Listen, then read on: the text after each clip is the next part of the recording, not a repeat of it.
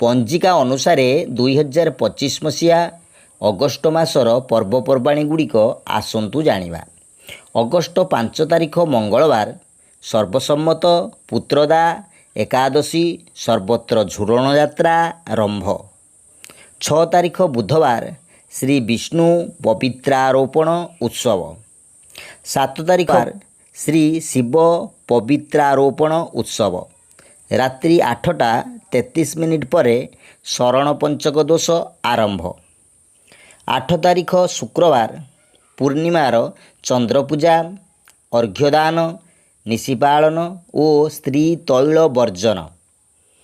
9 तारिख शनिवार बलदेव जन्म गम्हा पर्व रक्षा राखी बंधन संस्कृत दिवस। 10 तारिख रविवार खुदुरुकुणी ओषा आरंभ।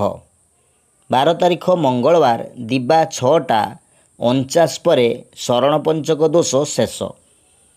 13 तारिख बुधवार रक्षा पंचमी भैरव पूजा बुधेई ओषा आरंभ।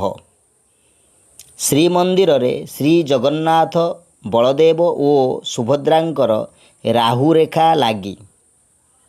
14 तारिख गुरुवार भद्रक बाईपास भारत माता छक स्थित भारत माता मंदिर रे मांकर जलाभिषेक और हिंदू सुरक्षा कमिटीर अखंड स्वाधीनता दिवस 2 दिन पालन। 15 तारिख शुक्रवार श्री जन्माष्टमी शनि महाग्र जयंती 73तम स्वाधीनता दिवस। 16 तारिख शनिवार नंदोत्सव विश्व हिंदू प्रतिष्ठा दिवस कर्कट श्रावण मासांत।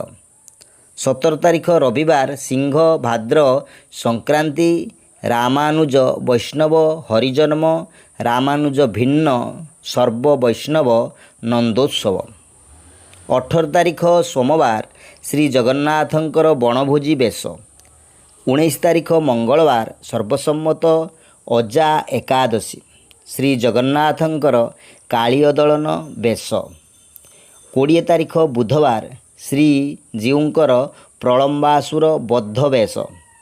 21 तारिख गुरुवार कैलास और मानसरोवर यात्रारंभ।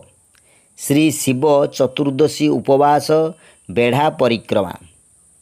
22 तारिख शुक्रवार केतुग्रह जयंती। 23 तारिख शनिवार भाद्र अमावास्या सप्तपुरी भोग कुशोत्पाटन भाद्र अमावास्या स्नानदान आदि व्रतोपवास सप्तपुरी अमावास्या। 24 तारिख रविवार द्वितीयार चंद्रदर्शन पूजा और अर्घ्यदान। 26 तारिख मंगलवार बाली तृतीया गौरी व्रत श्री उमा शिव और गणेश पूजन। 27 तारिख बुधवार श्री गणेश विनायक व्रत हरितालिका चतुर्थी गणेश पूजा। 28 तारिख गुरुवार ऋषि पंचमी नुआखाई पर्व गुरु पंचमी व्रत भेटभाट उत्सव। 29 तारिख शुक्रवार षष्ठी ओषा सोमनाथ व्रतारंभ।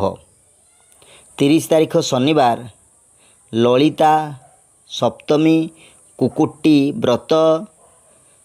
31 तारिख सर्वसम्मत राधाष्टमी दुर्गाष्टमी श्री दुर्गा देवी और श्री विरजा देवींकर शयनोत्सव। भिडियोटी किपरि लागिला भल लागिथिले लाइक करिवा सहित सांगसाथी माननकु शेयर करि जणाइबे। एहा सहित एही चैनल को सब्सक्राइब करि नेबे। ओम दधिवामनाय नमः।